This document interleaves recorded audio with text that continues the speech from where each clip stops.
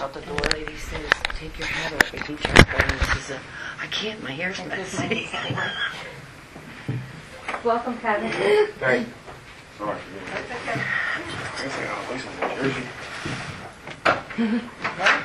I pulled over. I got yelled at. You pulled over for what, speeding? On the phone. Oh. I didn't know you were allowed to drive on the phone in Jersey. That's why I got pulled over? Everywhere. No, not in Philly. Not in Philly. Well, welcome. And if you don't, I'm Lisa, and I'm a medium. And I'm going to explain a little bit about the process. And Your phone off. Excuse me. I'll turn it That's off. fine. I Okay. get told.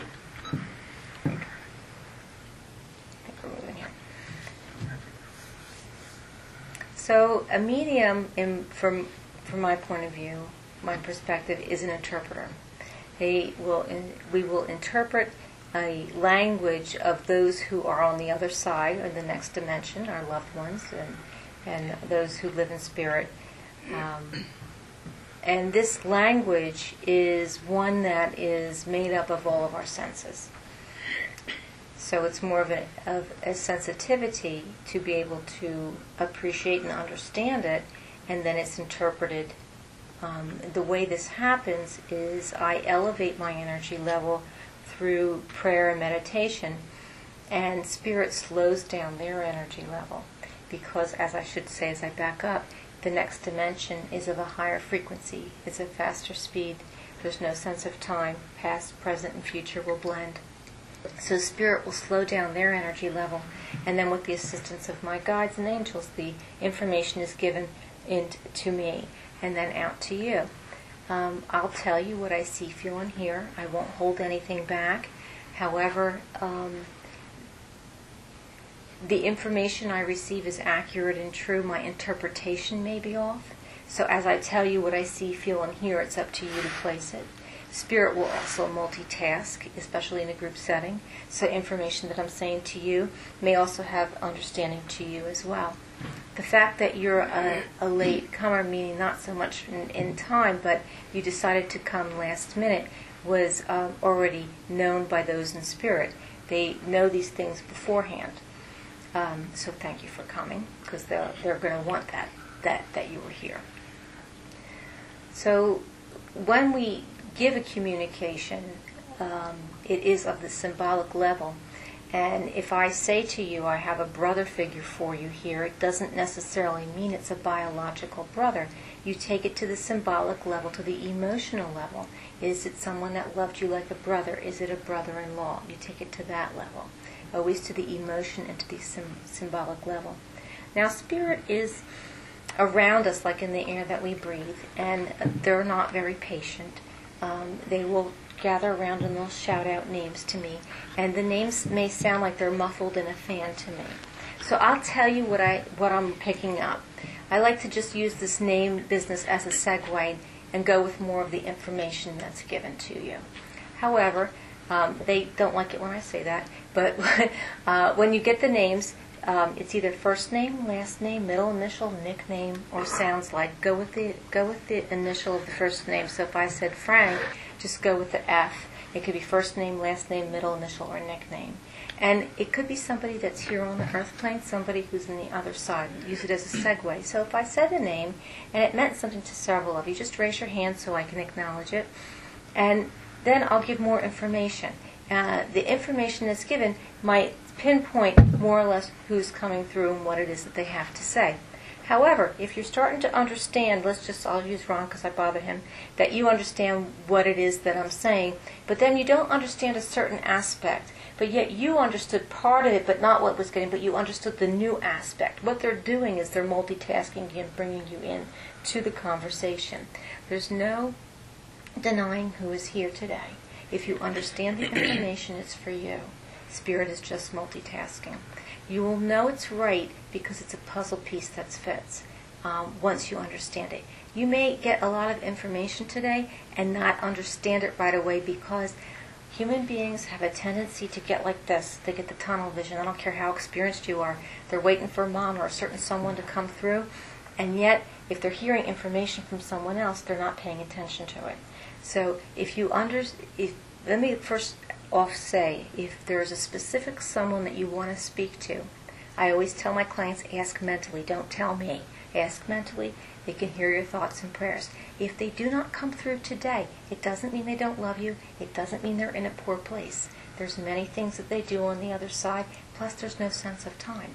So if they have a tendency to put things off or to procrastinate or to say there's no need, I'll just wait till you get here. I mean, to them, lifetime for us may be 15 minutes to them. So on the same token, if there is somebody that you did not care for that tries to speak, like an Uncle Bob or something like that, please acknowledge them if you understand them, because they might be the stronger energy that then breathes forth the one that you did want to speak to. The bottom line is, if you understand it, own it. I don't ask you to feed me any information. I will ask you to acknowledge if you know the person. I'll ask you if you understand the information, yes or no. That's it. And the reason I do that is because it is a symbolic language, and it helps me to know if I'm on the right track. So that's my honest reason of why I would do that. Now, what happens when you engage and when you acknowledge? We were talking about auras. We all have an auric field, an energy field that's around us. So when you start to acknowledge, Spirit sees a little spark that goes off in your auric field. So they will then engage a little stronger with the energy exchange. That does not mean that you're not going to receive your information if you didn't acknowledge. It just makes it harder for the medium.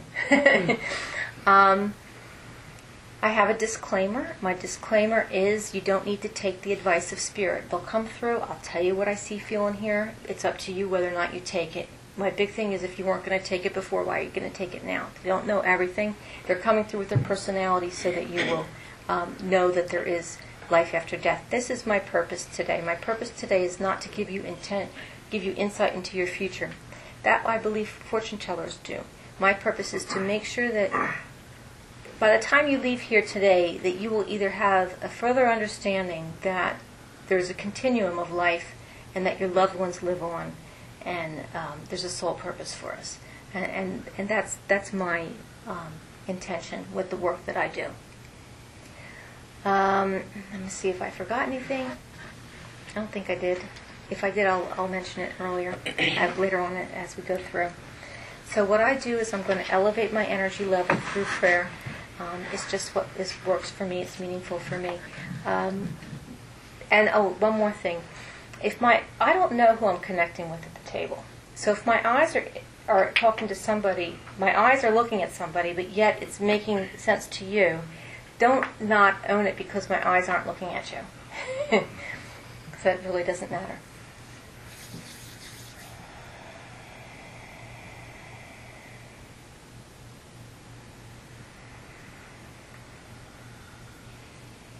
White light of truth surrounds us. No harm will come to us, for we are all children of God. Hear, O Israel, the Lord our God, the Lord is one. Our Father who art in heaven, hallowed be thy name. Thy kingdom come, thy will be done on earth as it is in heaven. Give us this day our daily bread, and forgive us our trespasses as we forgive those who trespass against us.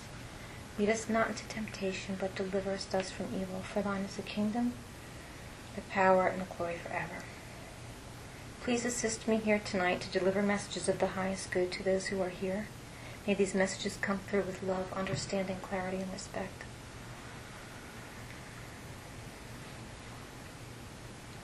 Okay, first off, I get a father figure that comes through. And now one thing I forgot to mention, if it's a father figure, it could be your biological father, someone that loved you like a father, or a grandfather, somebody in that area.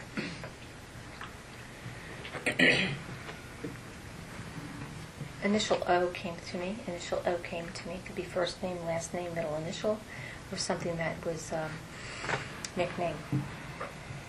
They're telling me corned beef on rye, corned beef on rye, corned beef on rye. I have a smell of Lysol. So I'm not sure if there had been heavy-duty cleaning that just went on recently, but there's a smell of Lysol.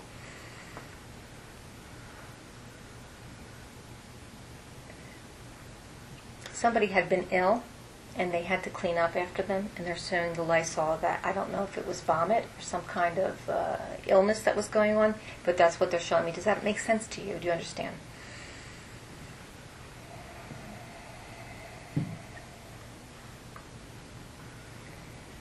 Do you have a tendency to be a clean freak?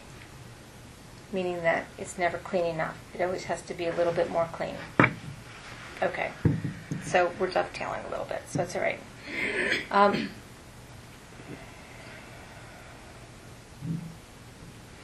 talking about worrying all the time, worrying all the time, worrying all the time. And they're saying to me, you're better than you were last time you were here, but there still is a way to go. And I do have, again, the father figure that's coming here, and I also have an aunt figure that's coming in with the father figure.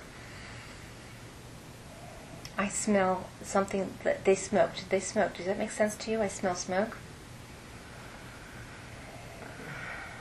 And I'm seeing a pipe. Does that make sense to you? Mm-hmm. Okay. You're talking about cleaning a home to sell the home, cleaning the home to sell the home. Do you understand? So there's some kind of having to fix up things in order to move forward in your life, meaning that it needs to be rectified, fixed. I don't know if they're, let me see if I can understand if they're going to be changing changing something within it.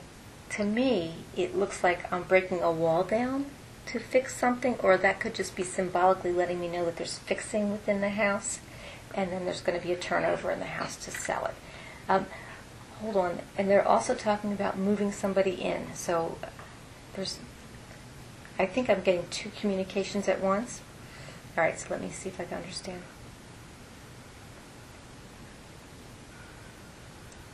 Okay.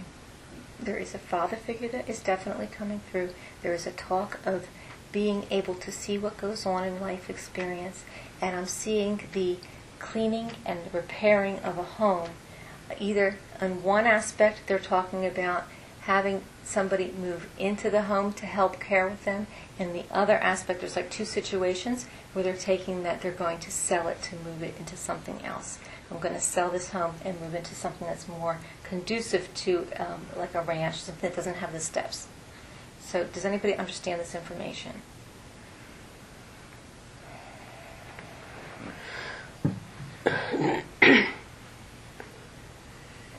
I see sadness. I see tears involved. I see a feeling of almost like a rejection involved, of not being good enough or not having enough time to heal things that were necessary. And again, this has to deal with the way I'm understanding it, father and son, father and son, father and son. The impression that I'm receiving is that the son feels that he didn't live up to the father's expectations and hasn't done enough as far as education and things of that respect to get to where they need to be.